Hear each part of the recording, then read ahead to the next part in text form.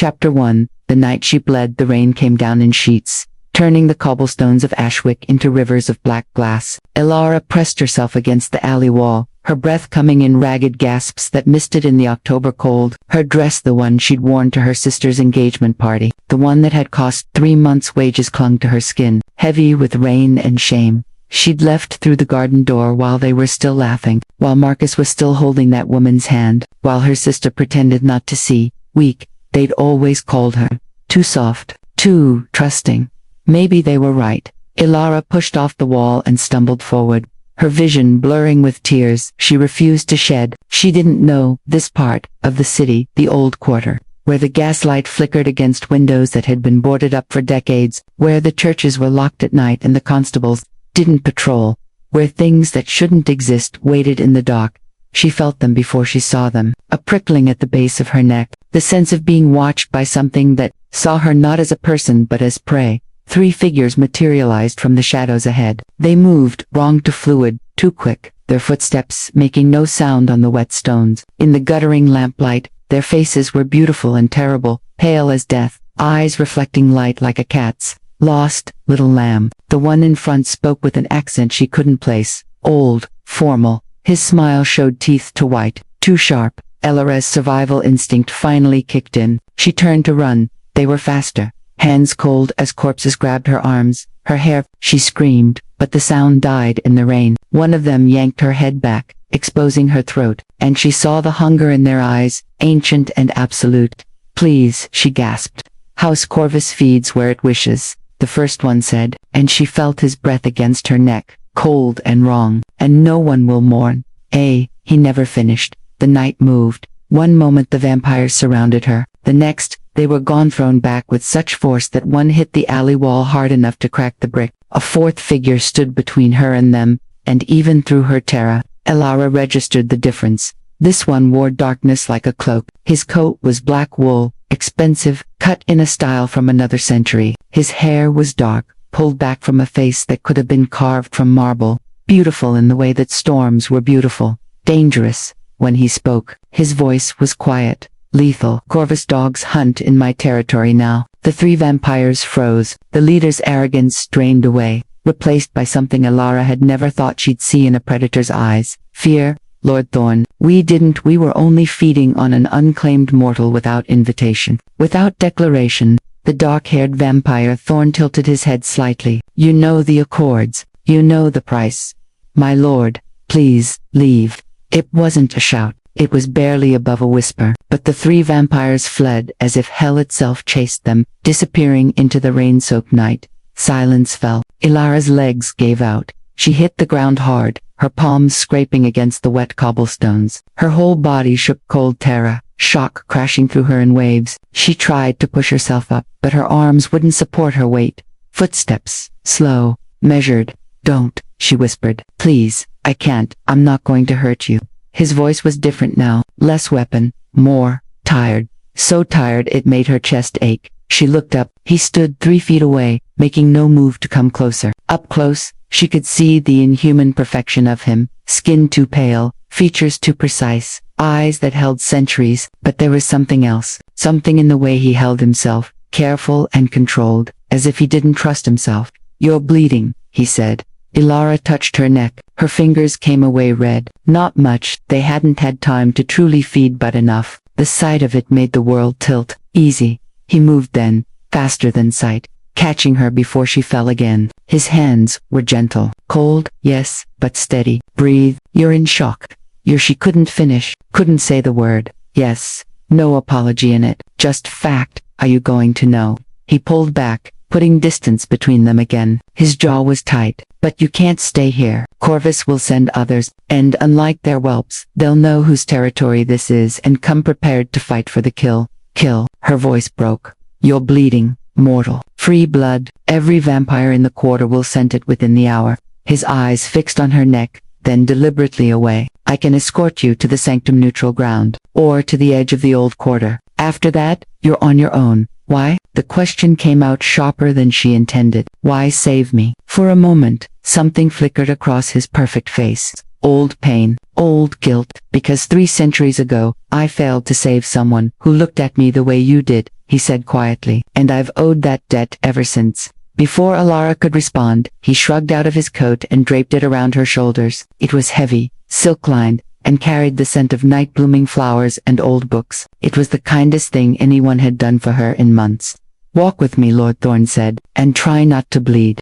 Chapter 2. The House of Thorns. The sanctum, Alara learned, was not a church. Lord Thorn led her through streets that grew narrower and older. Where the architecture predated the city charter by centuries, the rain had lessened to a cold mist that clung to everything, making the gaslight halos blur and shift. She pulled his coat tighter, acutely aware of his presence beside her, silent, watchful, never touching but always close enough to catch her if she stumbled. She did, twice. He caught her both times. How much further? Her voice sounded small in the dark. Not far. He paused at a corner, his head tilting in that inhuman way, listening to something she couldn't hear. "But we have a problem." "Of course we do." The corner of his mouth twitched, almost a smile. "Corvus posted sentries at the quarter's edge. For that I can sense, likely more hidden." Ilara's heart sank. "So I'm trapped, for tonight." He resumed walking, his pace slightly slower now, matching hers. "By dawn, they'll withdraw. Daylight forces us to ground. You'll be able to leave then,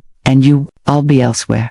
The evasion was obvious, but before she could press, they turned onto a street she recognized or thought she did. The great houses here had been abandoned for decades, left to rot after the plague of 1823. She'd seen sketches in history books, but the mansion before them was anything but abandoned. Iron gates stood open, revealing a courtyard where fountain water caught the lamplight. The house beyond was stone and shadow, its windows glowing with warm light that seemed impossible. Inviting, roses climbed the walls despite the season, their blooms dark as blood.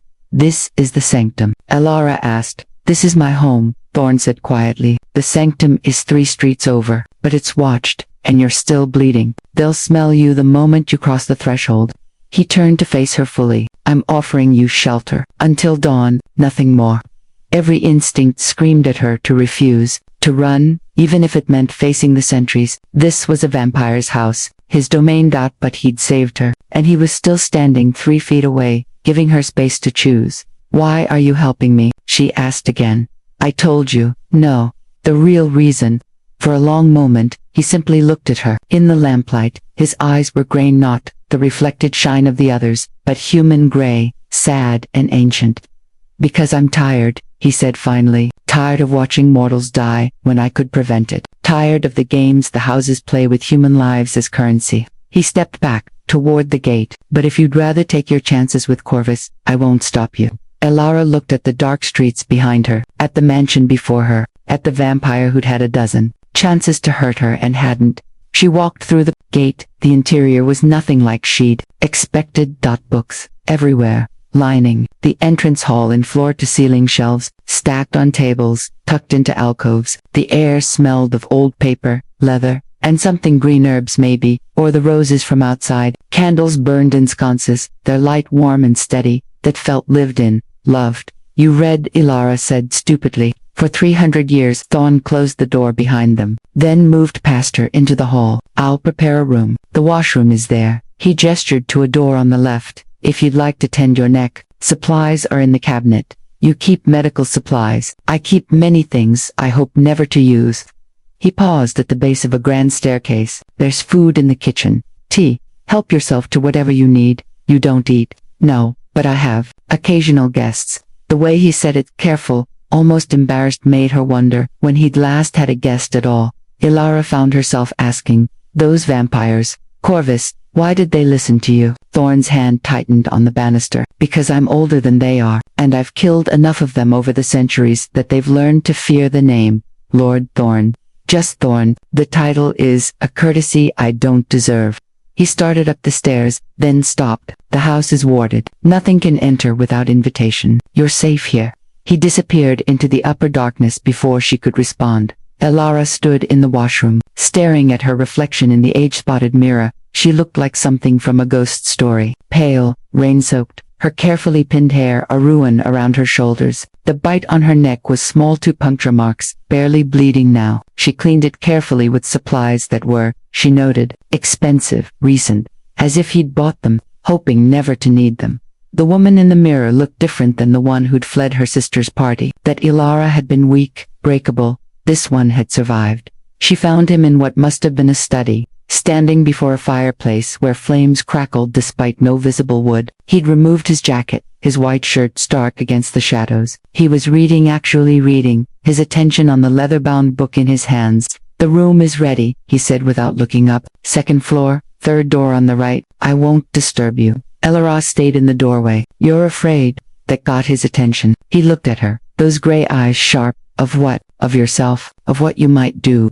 She stepped into the room. "That's why you're all the way over there. Why you keep your distance. You don't know what you're talking about, don't I?" She touched her neck. "I'm bleeding in a vampire's house, and you're standing as far from me as the room allows." His jaw tightened. "Go to bed." "What happened 3 centuries ago?" Ilara asked softly. "Who did you fail to save?" The book in his hands snapped shut. "Someone who trusted me," Thorn said, his voice raw. "Someone I promised to protect. And when the choice came, her life, or my honor, I chose wrong."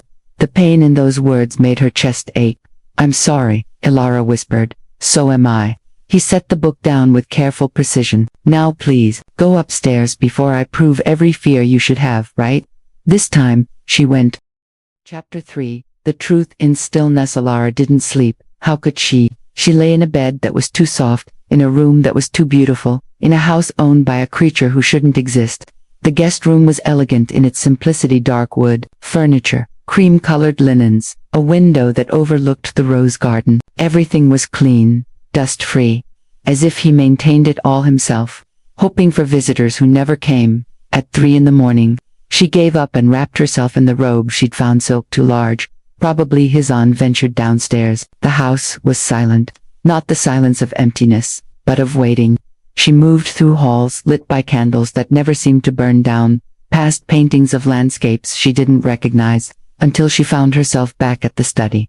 The door was open. Thorn sat in a habaka chair by the fire, completely still, not reading, not moving, just existing in the darkness like a statue carved from sorrow. "You don't sleep either," Ilara said from the doorway. He didn't startle, didn't even seem surprised. "I sleep during the day, when the sun forces us to ground. At night, sleep is a choice, one I rarely make." "Why not?" The dreams, the admission hung between them, vulnerable and raw. Ilara stepped into the room, drawn by something she couldn't name: curiosity, compassion, the pull of shared insomnia and old wounds. "What do you dream about?" she asked. For a long moment, she thought he wouldn't answer. Then, her name was Catherine. She was 17, and I was young enough, arrogant enough, to believe I could keep her safe from the house politics. Ilara sat in the chair across from him, tucking her feet under her. What happened? House Corvus, different leaders then, but the same poison wanted to expand their territory.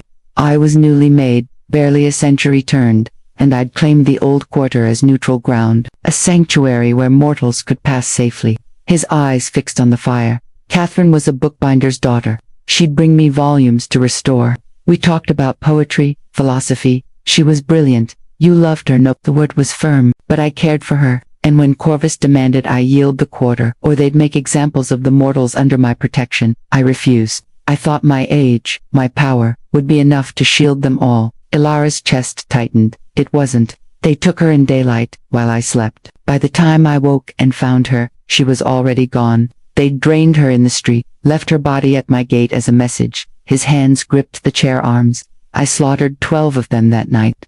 Started a war that lasted 40 years, and not once did it bring her back. That's why you saved me, Ilara whispered.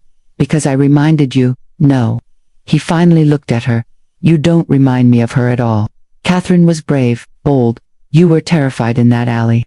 The words should have stung. Instead, they felt like honesty. I was. Ilara agreed. I've been terrified for months. Ever since she stopped. Ever since what? The question was gentle, genuinely curious, and somehow, in this vampire's study at 3 in the morning, the words came. Ever since I realized the man I was going to marry was sleeping with my best friend.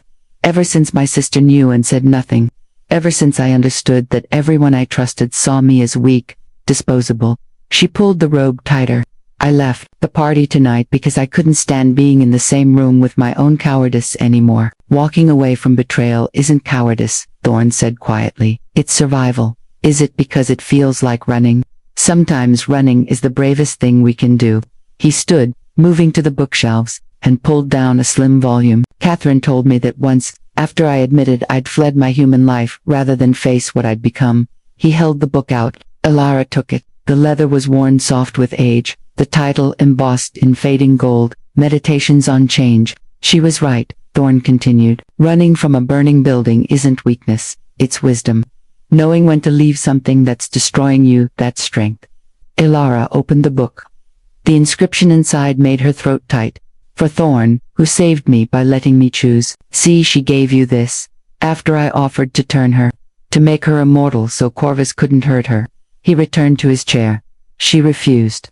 Said immortality wouldn't save her if it meant losing her choice. Her humanity. And then they killed her anyway. Yes, the injustice of it burned. That's not your fault, isn't it? I knew the danger. I should have. You should have what? Forced her to become something she didn't want to be. Locked her away. Elara leaned forward. You gave her choice. That's not failure. That's love. Thorne went very still. You don't understand what we are. What I am. Then explain it. We're redditors. The words came out harsh. Every instinct I have right now is screaming at me to close the distance between us, to take what you're bleeding. I can hear your heartbeat, smell your fear under the bravado. And part of me, the monster part, wants nothing more than to, but you won't. How can you possibly know that? Because you're sitting all the way over there, Elara said simply. Because you've been alone for 300 years, rather than risk hurting someone else. Because even now, you're more afraid of yourself than I am of you. The silence stretched. Outside, rain began again, gentle against the windows. I don't want you to be afraid of me, Thorne admitted, so quietly she almost missed it. I'm not, Elara said. Not anymore. It was true. Somewhere between the alley and this moment, her fear had transformed into something else. Not trust, not yet, but the beginning of it. The possibility. You should be, he said. Probably. She stood, still holding Catherine's book. But I've spent the last 6 months being afraid of the wrong things, of disappointing people who were already betraying me, of being called weak by people who didn't have the strength to be honest. She met his eyes. A man who kills to avenge a bookbinder's daughter doesn't scare me. Thorne, he makes me feel safer than I've felt in a very long time. She left him there, sitting in the firelight, looking at her like she'd handed him something precious and breakable, like hope. Chapter 4. The threads between them dawn came slowly, bleeding gray light through the curtains. Elara woke to silence so complete it felt like the house itself had stopped breathing. She dressed in her ruined gown, now dry but stained, and ventured downstairs, half expecting to find Thorne gone. Instead, she found breakfast. A table in the small dining room had been set with tea, bread, butter, jam, and cheese arranged on delicate china. A fire crackled in the hearth. Everything was fresh, warm, impossible. A note lay beside the teapot in elegant script. I don't know what you prefer. There's more in the kitchen if this isn't adequate. Thurchess did something complicated. She was pouring tea when she noticed the closed door at the end of the hall. Heavy oak, bound with iron, the kind of door meant to keep things in, or out. He's behind there, isn't he? She murmured to the empty room. The house didn't answer, but she knew. Vampires slept during daylight, forced to ground, he'd said. She imagined him in whatever space lay beyond that door, vulnerable, unconscious, trusting that she wouldn't stake him, or flee, or burn his house down. The trust implicit in that closed door shook her more than anything else had. She spent the day exploring. The house revealed itself slowly, room by room, a library that could rival a university's, organized by language and century, a music room with a pianoforte that looked untouched, a conservatory where roses bloomed year-round, their scent thick and drowning. In the study, she found evidence of his life. Letters in a dozen languages, maps marking territories with careful notation, ledgers tracking what looked like payments to mortal families, blood debts, perhaps, or reparations, and journals, decades of them, leather-bound and dense with his precise handwriting. She shouldn't read them, knew it was a violation. But one lay open on his desk, dated 3 days prior.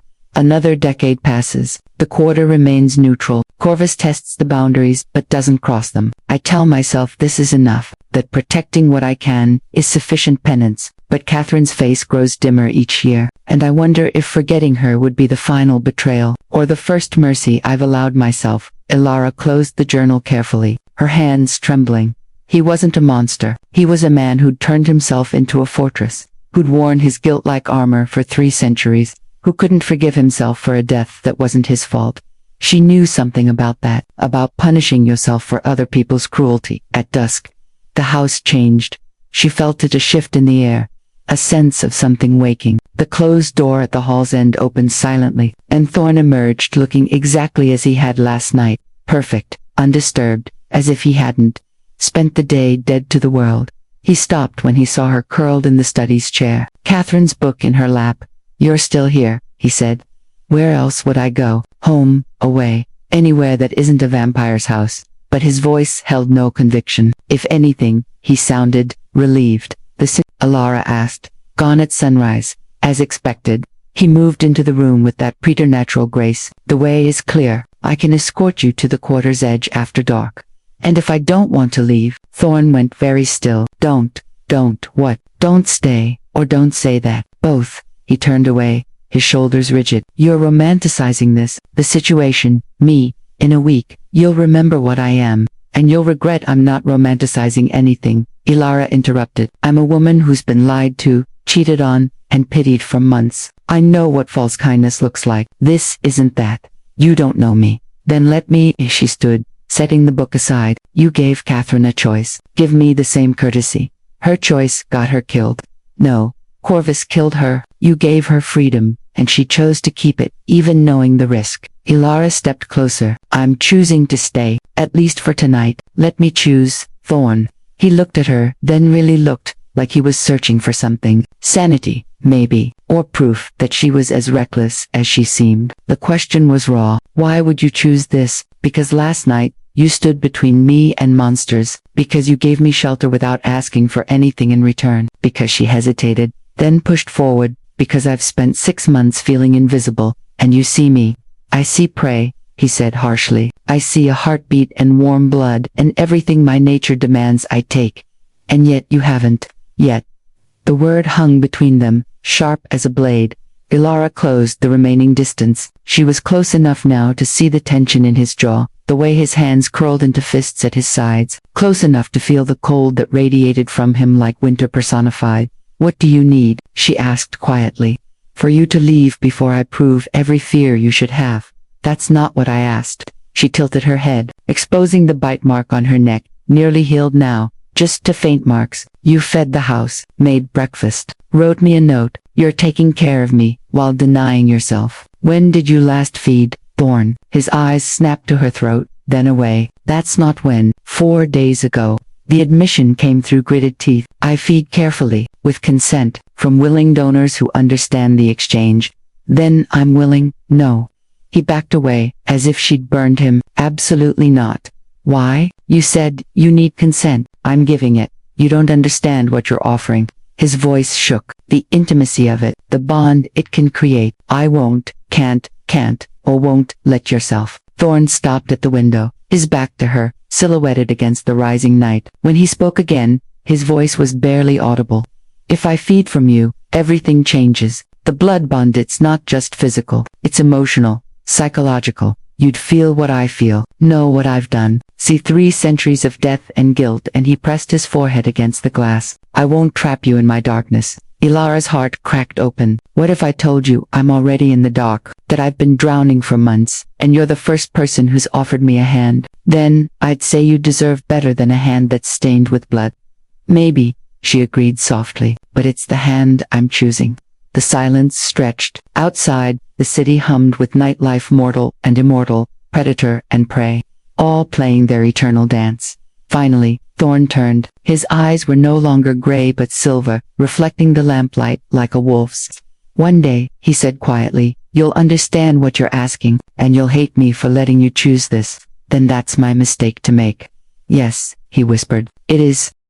Chapter 5. The Blood Oath. They didn't speak of it again that night. Instead, Thorn taught her about the world she'd stumbled into, the world that existed in the shadows of the city she thought she knew.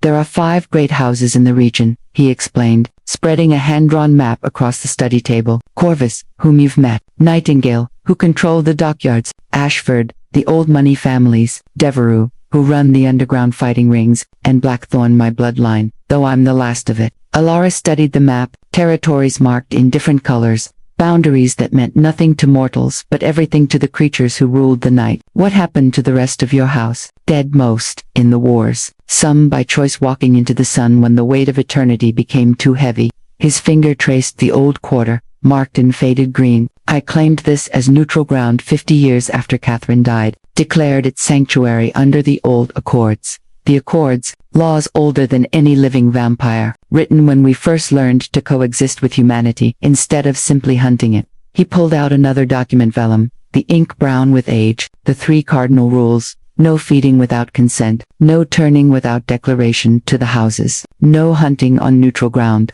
Corvus broke the 3rd rule last night, yes, which means they've either grown bold enough to challenge me directly, or what? Thorn's jaw tightened, or they know something I don't. A weakness they think they can exploit. Alara looked at him, at this man who'd made himself a fortress, who'd held territory alone for centuries. You have no allies, do you? No house at your back? I have the Accords, and my reputation. But his voice carried doubt now, thin as spider silk. That's not the same as having someone who'll stand with you. No, he agreed quietly. It's not.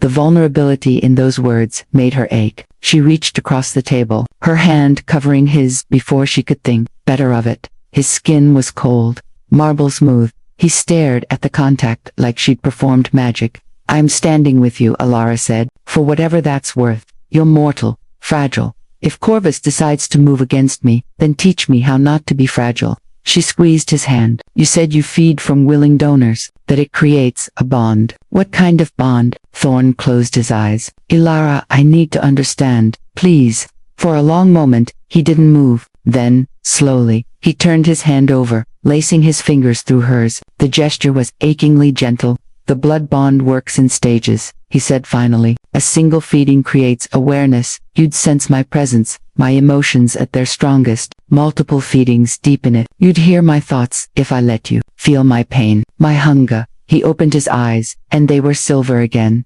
inhuman. And I'd feel yours, your fear, your joy, every wound you carry.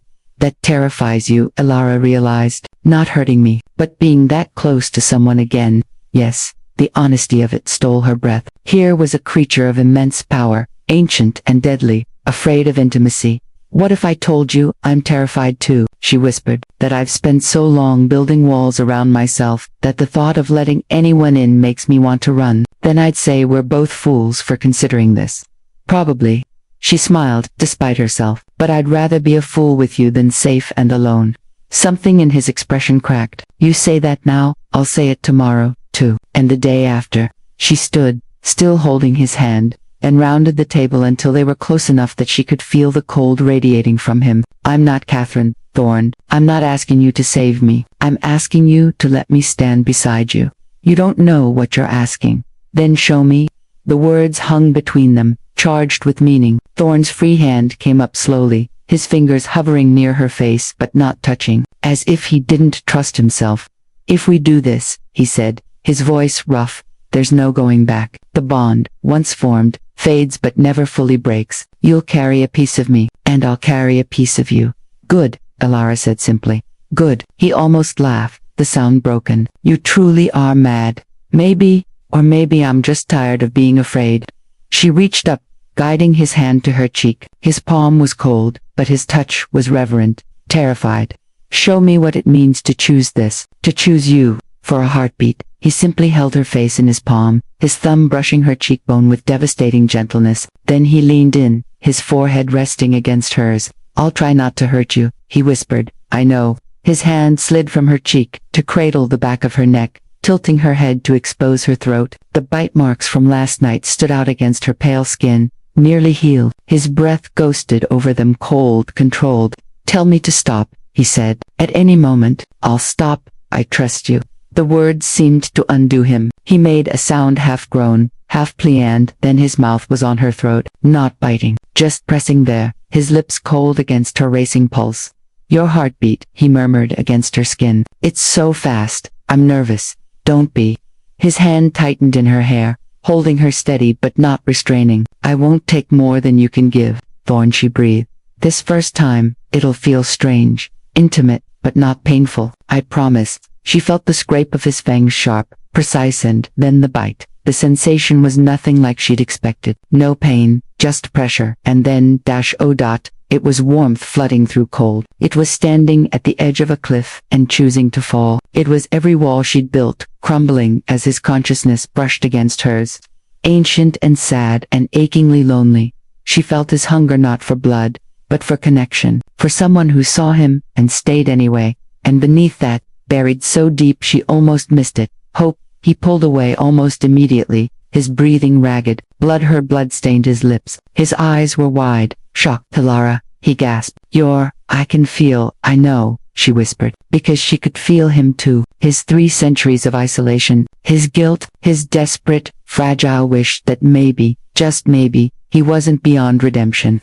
I'm sorry, he said, even as he held her closer. I'm so sorry, for what, for hoping, Thorn admitted, his voice breaking, for the first time in 300 years. Chapter 6.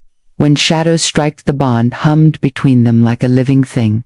Ilara sat in the study's chair, watching Thorn pace before the fire. She could feel his agitation, sharp and restless, a caged wolf sensing danger beyond the din. The blood bond had settled into her bones, warm and strange, a second heartbeat that wasn't quite her own.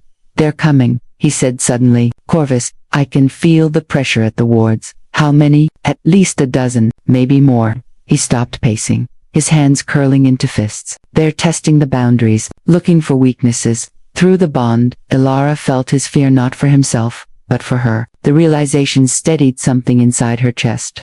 Then, we need a plan. We need nothing. You need to hide. He turned to her, his eyes silver bright. There's a safe room in the cellar, reinforced. Even if they breach the house, they won't find you there. And what will you do? What I've always done, stand my ground. Alone, Ilara said flatly, against a dozen vampires. I'm older than all of them, stronger and outnumbered. She stood, her mind racing. You said they're testing the wards. What activates them? Invitation. Intent. A vampire can't enter claimed territory without. He stopped, his eyes widening. Unless someone invites them in. Could they force a human to do it? If they thralled someone, yes, but thrall takes time, proximity. They'd need someone already inside the quarter who, his face went cold. The servants, the mortal families I pay to maintain neutral ground. If Corvus got to one of them, the window exploded inward. Glass shattered across the floor, as a figure crashed through female, pale, her eyes burning red. She was faster than thought, her hand around Ilara's throat before Thorn could move. Lord Blackthorn, the vampire purred, her nails digging into Ilara's skin hard enough to draw blood. How lovely, you've taken a pet. Ravenna. Thorn's voice was deadly calm, but Ilara felt his rage through the bond, hot and murderous. You're on neutral ground. The accords are voided the moment you formed a blood bond with mortal stock. Ravenna yanked Ilara closer, inhaling deeply. Oh, that's fresh. Hours old. Sloppy. Thorn, even for you. Let her go, and I'll grant you mercy. Mercy. Ravenna laughed. Corvus doesn't want mercy. We want the quarter, and you've just given us the perfect excuse to take it. More figures poured through the broken window. 6, 8, 10 vampires, all bearing Corvus's mark, a black crow tattooed at their throats. They fanned out, circling Thorn like wolves around wounded prey.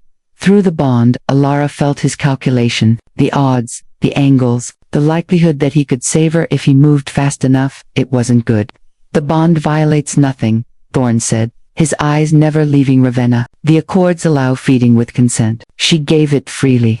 Consent from a thralled mortal isn't consent at all. Another vampire male, Scard said smoothly, and we all know how persuasive you can be, Blackthorn, how you twisted Catherine's mind until she Thorn moved. He was across the room in a heartbeat, his hand in the scarred vampire's chest, ripping backward. The vampires screamed, a sound like tearing metal. Land crumbled to ash. Chaos erupted. Ravenna threw Ilara aside, sending her crashing into the bookshelf. Pain exploded through her shoulder, but through the bond she felt Thorn's answering fury, white-hot and absolute. He was a blur of violence, moving through the Corvus vampires like a storm given form, but there were too many. For every one he killed, two more pressed in. Ancient he might be, but the numbers were overwhelming. Ilara watched in horror as they drove him back, their coordinated attacks forcing him toward the corner. Think, she commanded herself. You're not helpless. You're not weak. Her eyes fell on the fireplace, the iron poker. Iron, cold iron. She'd read about it in Catherine's book, one of the few mortal weapons that could harm vampires. Not kill them, but slow them, hurt them. Ilara grabbed the poker, her hands shaking. A Corvus vampire note shung, overconfident, and lunged for her. She swung. The iron connected with his face, and he shrieked, stumbling back. The smell of burning flesh filled the air. The other vampires paused, their attention snapping to her. Well, Ravenna said, amused. The Peta's claws. She's not, Thorn started, but Ravenna cut him off. Not what? Not prey, not thralled. Then what is she, Blackthorn? Your lover? Her smile was razor. How delicious. 3 centuries of isolation, and you finally take a mortal to your bed. Corvus will enjoy breaking that particular toy. Ilara felt Thorn's rage spike through the bond, fury so intense it stole her breath. But beneath it, she felt something else. Fear. Raw, desperate fear that she would be Catherine all over again. No. Ilara thought fiercely, pushing the emotion through the bond. I'm not her, and I'm not dying tonight. She didn't know if he could hear her thoughts, but his eyes met hers across the room, and something in them shifted.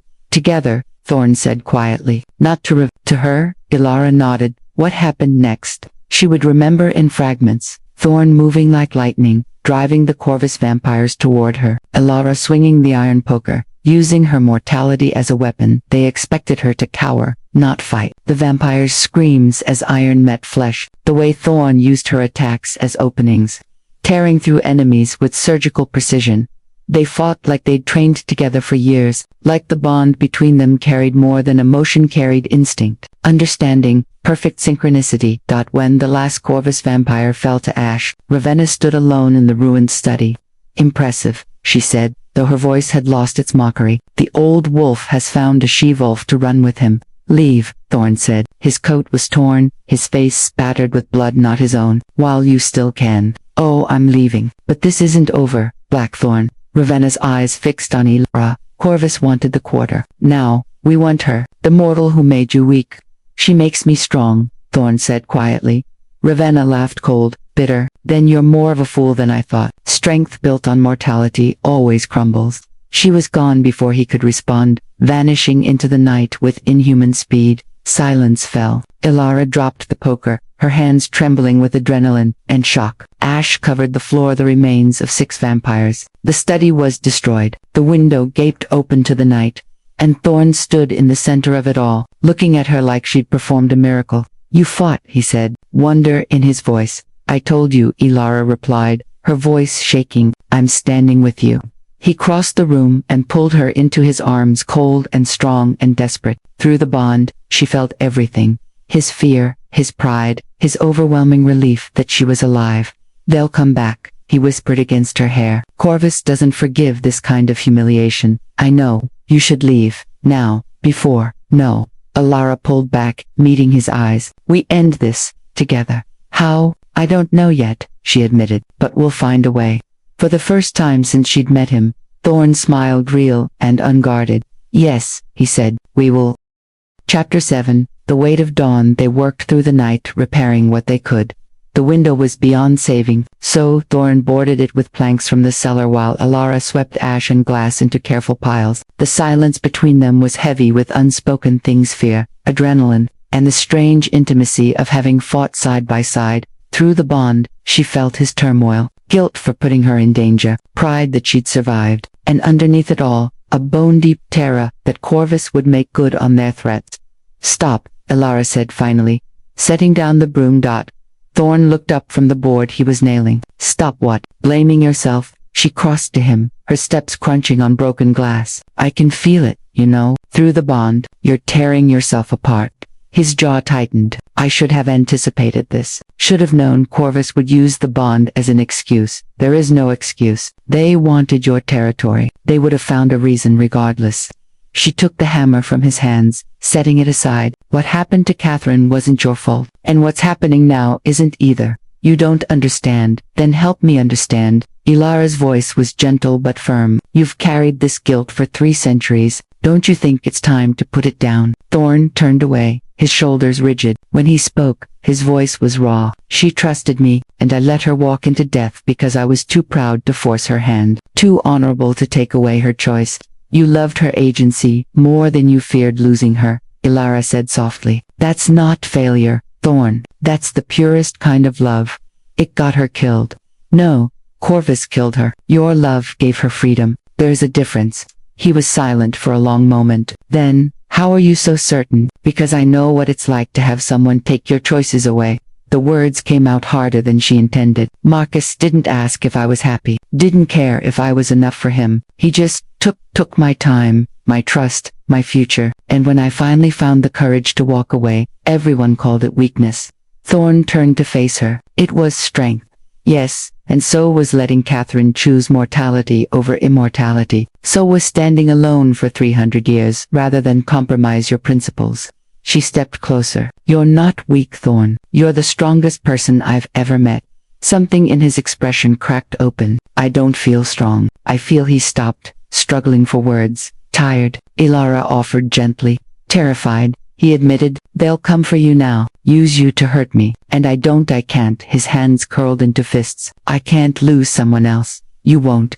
She took his cold hands in hers, warming them with her grip, because I'm not fighting alone, and neither are you. Ilara listened to me. Her voice was steady, despite the fear coursing through her. Corvus thinks I'm your weakness. Let's prove them wrong. Let's show them I'm your strength. I don't know yet, but there has to be something in the Accord, some rule, some precedent. There is. Thorn's eyes widened. The trial of Accord. It's ancient, rarely invoked, but if Corvus has broken the neutrality laws, I can challenge them formally, force them to answer before the other houses, and if they refuse, they can't. Not without losing face before the entire vampire court. His grip tightened on her hands. But Ilara, the trial requires a witness, someone who can testify to the breach without compulsion. A mortal witness, she realized. Yes, and it puts you directly in front of Corvus leadership, every house leader in the region. You'd be exposed, vulnerable, but protected by the Accords during the trial itself. In theory, his expression was anguished. In practice, vampires have found ways around such protections for millennia. If anything went wrong, then we make sure nothing goes wrong. Ilara squeezed his hands. You said the other houses respect the Accords. Would they stand with you against Corvus? Nightingale might. They've always been traditionalists. And Ashford owes me a blood debt from the last war. Thorn's mind was racing. Now she could feel it through the bond. Plans forming and discarding at lightning speed. If I can get them to attend the trial, their presence alone would force Corvus to play by the rules. Then, we call a trial. You're certain? No, Ilara admitted. I'm terrified. But I'm also done running from things that scare me. Thorn pulled her into his arms, holding her with a desperation that made her chest ache. Through the bond, she felt everything he couldn't say. Gratitude, fear, and something deeper. Something that felt dangerously close to love. When did you become so brave? He whispered against her hair. When I met someone worth being brave for.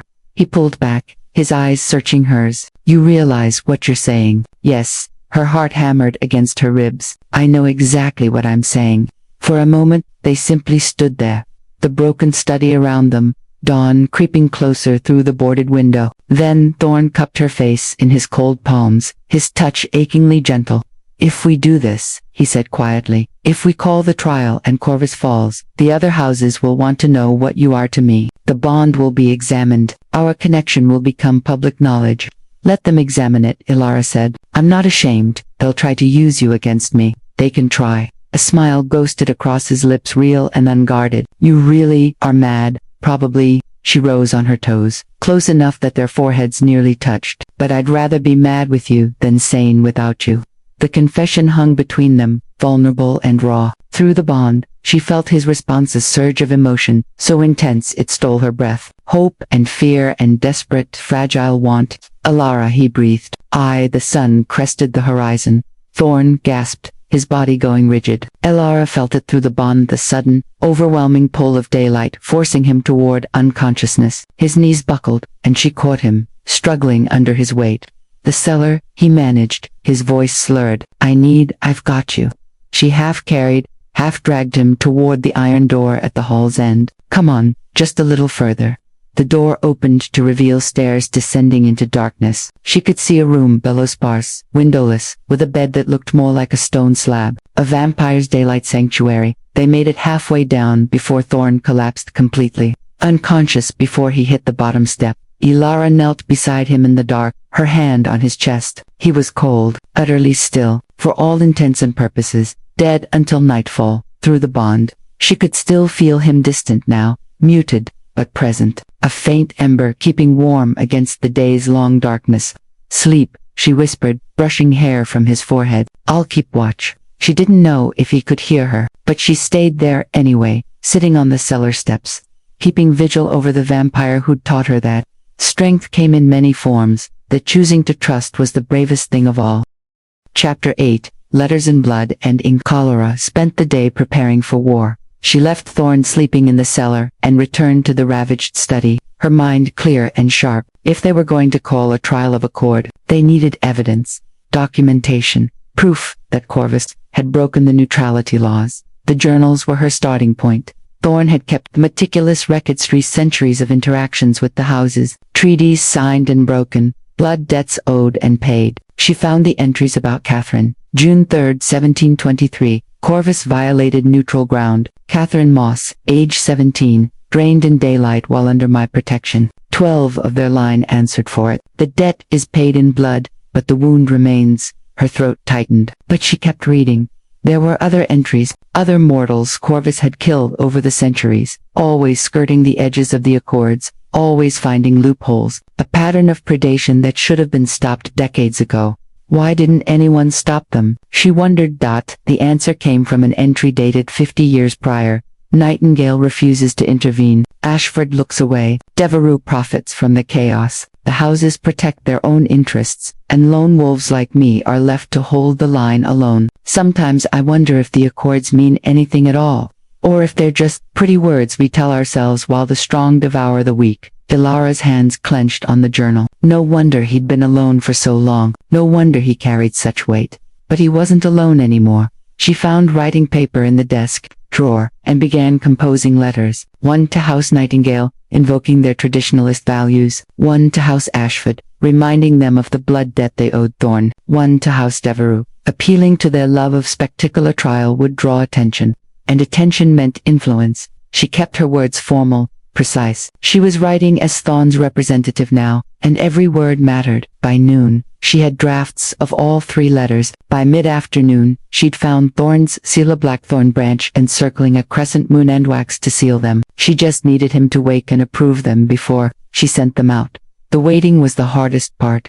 She cleaned the rest of the house, room by room, giving her hands something to do while her mind raced. She made tea she didn't drink, read Catherine's book again, finding comfort in the dead woman's wisdom, and every hour, she descended to the cellar to check on Thorn. He never moved, never breathed, just lay there like a beautiful corpse, utterly still. Through the bond, she felt his presence distant, dreaming. His mind was active even in day sleep, processing fears and memories. She caught flashes, Catherine's face, Corvus vampires burning to ash, her own face, looking at him with trust he didn't think he deserved. "You deserve it," she thought fiercely, hoping somehow the bond would carry the message. "You deserve someone who stays."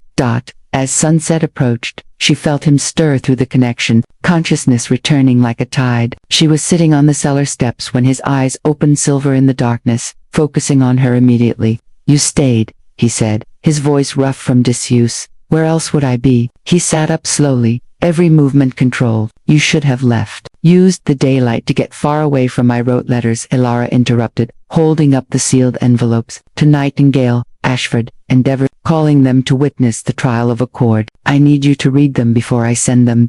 Thorn stared at her. "You what? You were going to do it anyway, weren't you? Call the trial?" She descended the remaining steps, offering him the letters. "I just saved you the trouble of writing." He took them with hands that trembled slightly. Through the bond, she felt his astonishment, his gratitude, his overwhelming sense of being seen. He broke the first seal, and read, his eyes scanning her words. "This is good," he said quietly. Better than I could have written. You invoked the old forms, the formal cadences. I studied them while you slept. Your library is very thorough. A smile touched his lips. You spent your day reading vampire law, and cleaning, and worrying, and checking on you every hour. She sat beside him on the stone slab that served as his bed. How do you feel? Stronger. The day sleep restores us, even when we don't want to wake. He set the letters aside. Alara, these are perfect, but once I send them, there's no going back. The houses will come, the trial will be called, and you'll be standing before the most dangerous creatures in the region. I know. You could still leave. I could send the letters alone, testify myself. They won't believe you, Alara said gently. You're invested, biased, but a mortal witness who has no reason to lie, that carries weight. It also puts a target on your back. The target's already there. She touched the bite marks on her neck, fully healed now. Just faint scars. Ravenna made that clear. At least at the trial, there are rules. Protections. Thorn's hand covered hers, cold and steady. If anything happens to you, it won't. She turned her hand over, lacing their fingers together. Because you'll be there, and I trust you. The words seemed to break something in him. He pulled her close, his forehead resting against hers, his breath cold against her lips.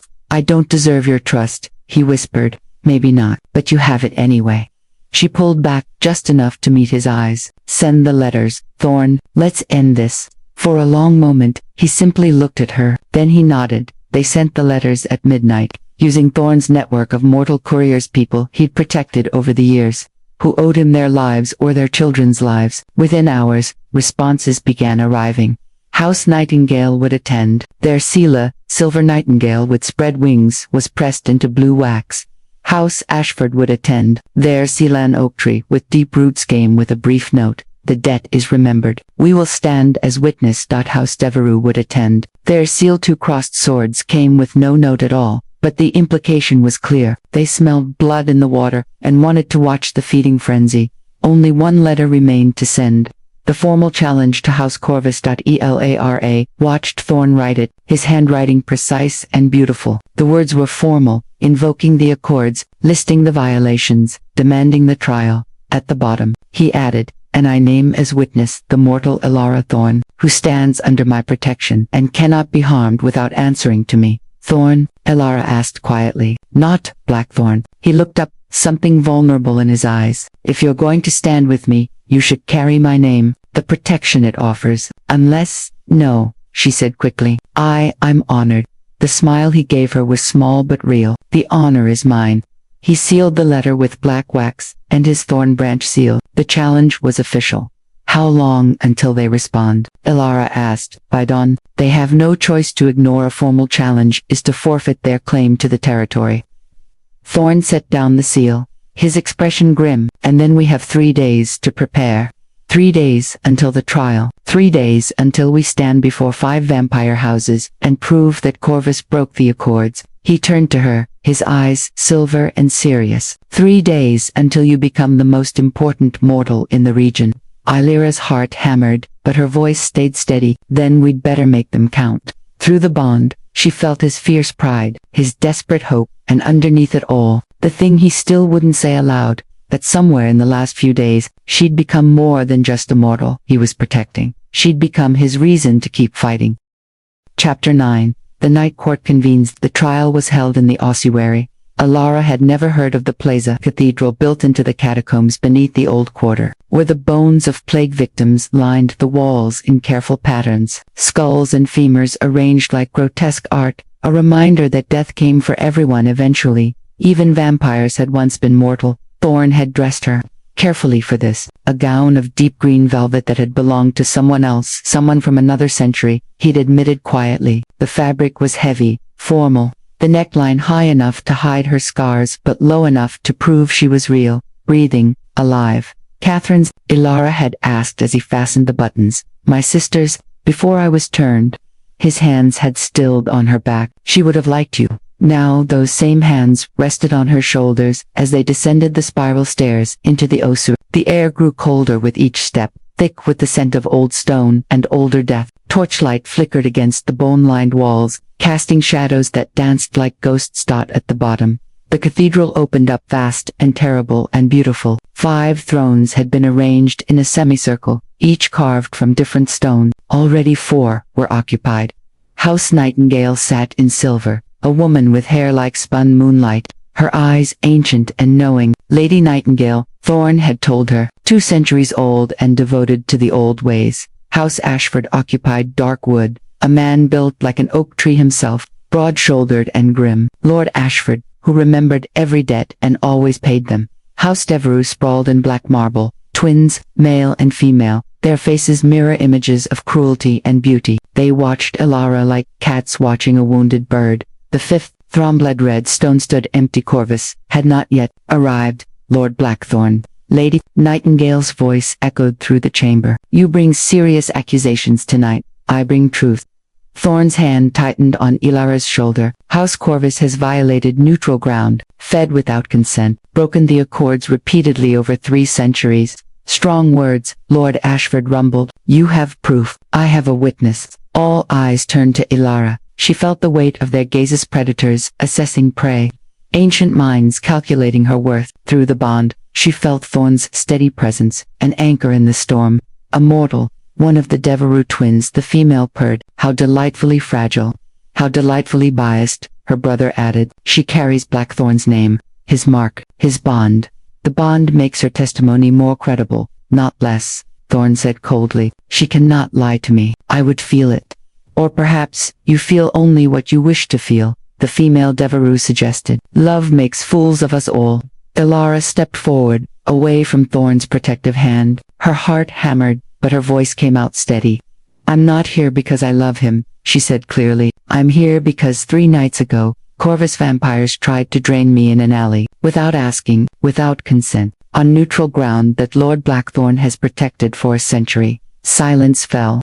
Go on, Lady Nightingale said quietly. So Elara told them, everything: the attack in the rain, Thorn's intervention, the second assault on his house, how Ravenna had broken through the window, how Corvus had claimed the blood bond voided the accords, how they'd fought together and won. She spoke clearly, meeting each house leader's eyes in turn. Let them see her fear, her honesty, the scars on her neck that proved every word. When she finished, Lord Ashford leaned forward. You say Corvus claimed the bond voided protection. On what grounds? They said. Elara's voice wavered, then strengthened. They said consent from a thralled mortal wasn't true consent, that Lord Blackthorn had manipulated me. And had he? Lady Nightingale asked gently. No. The word rang through the cathedral. He gave me a choice, multiple choices, to leave, to stay, to accept or refuse the bond. Every step, he asked, every step, I chose freely.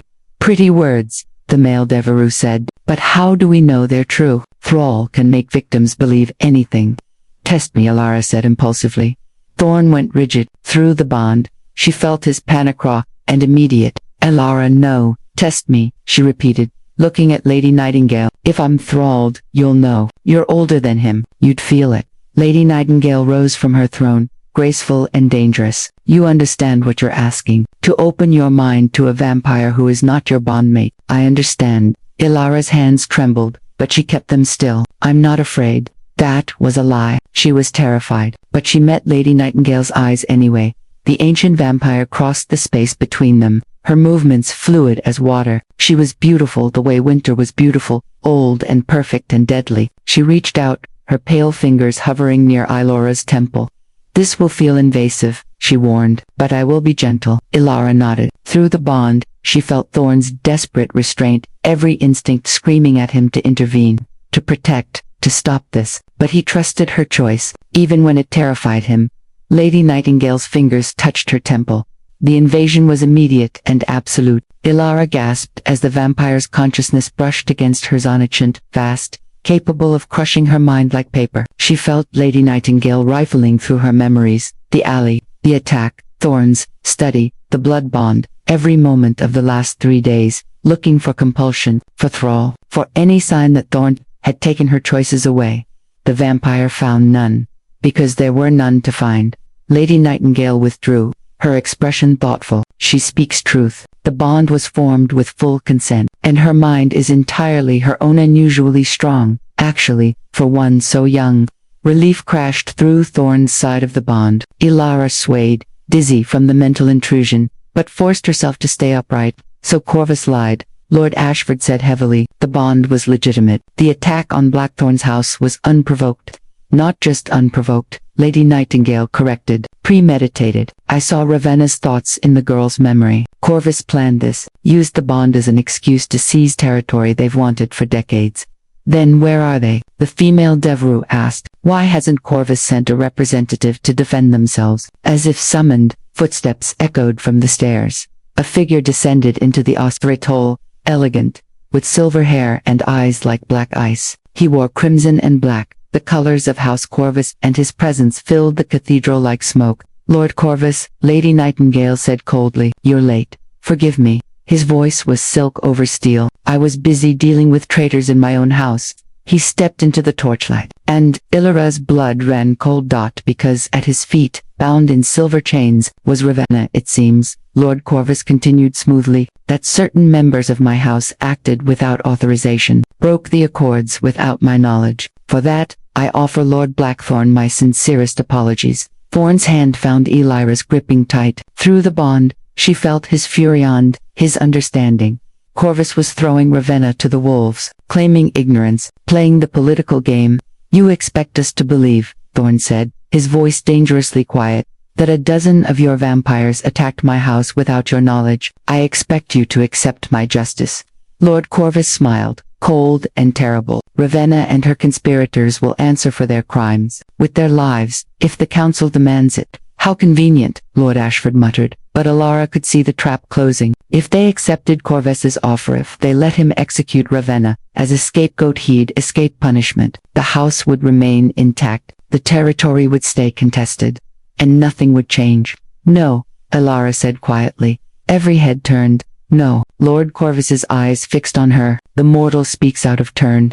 The mortal speaks truth, she replied, her voice stronger now. This isn't about Ravenna. It's about a pattern. 3 centuries of Corvus pushing boundaries, breaking rules, killing mortals on neutral ground. One vampire's death won't end that. Then, what would you have me do, girl? Corvus asked, amused and irritated in equal measure. Illyra looked at Thorn. Through the bond, she felt his surprise and his pride.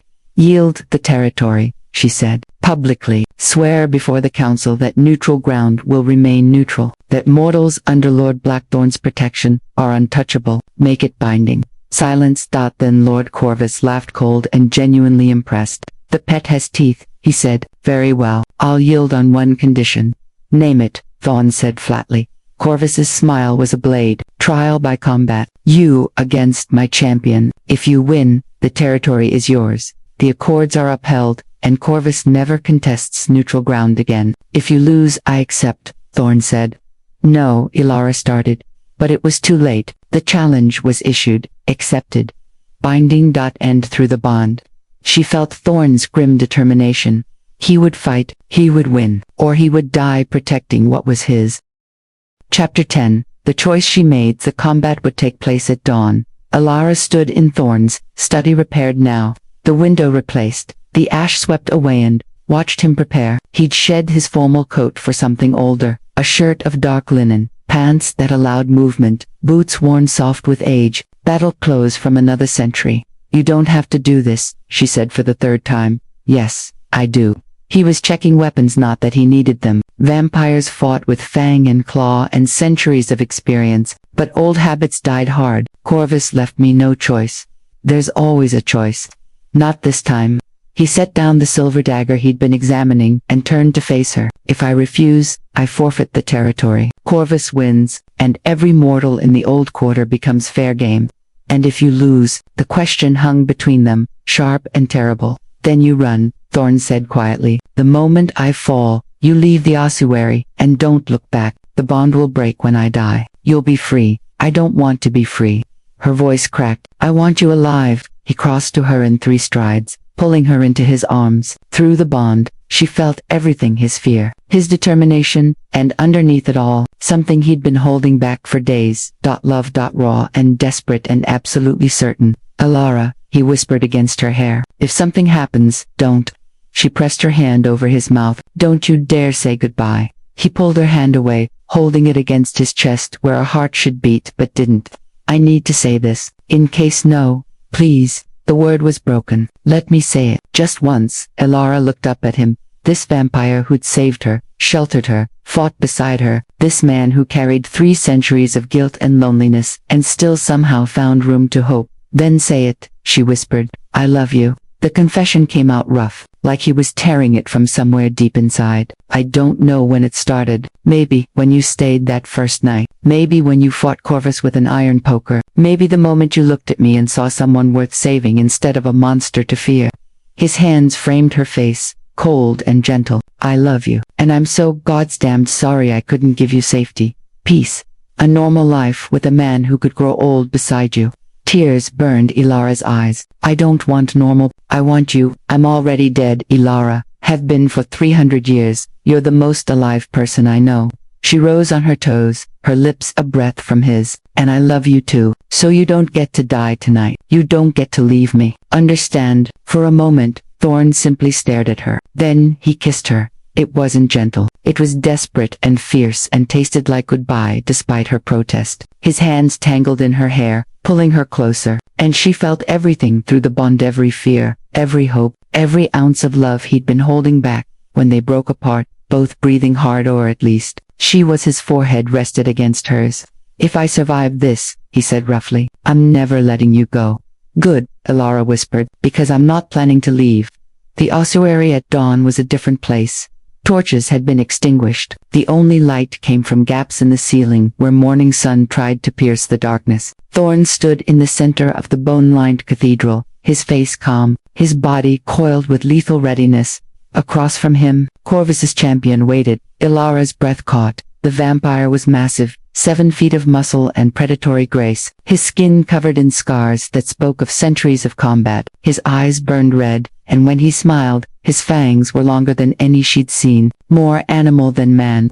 This is Constantine, Lord Corvus announced from his throne. 350 years turned, undefeated in single combat for 2 centuries. Ilara felt Thorn's flash of recognition through the bond, and underneath it, worry. I know you, Thorn said quietly. St. Petersburg, 1891. You slaughtered an entire bloodline. Constantine's smile widened. They were weak, like you will be. The other house leaders watched in silence. Lady Nightingale's expression was carefully neutral, but Ilara saw the concern in her ancient eyes. Lord Ashford gripped his throne's arms. The Devereux twins leaned forward, eager for blood. The rules, Lady Nightingale said formally. First, to yield or die. No interference from houses or mortals. The sun rises in 1 hour. If combat continues past dawn, both fighters burned together. Ilara's stomach dropped. Thorn couldn't fight past dawn. None of them could. The sunlight would through the bond. She felt his grim understanding. Corvus had chosen his champion perfectly. Constantine was older, stronger, and willing to die if it meant taking Thorn with him.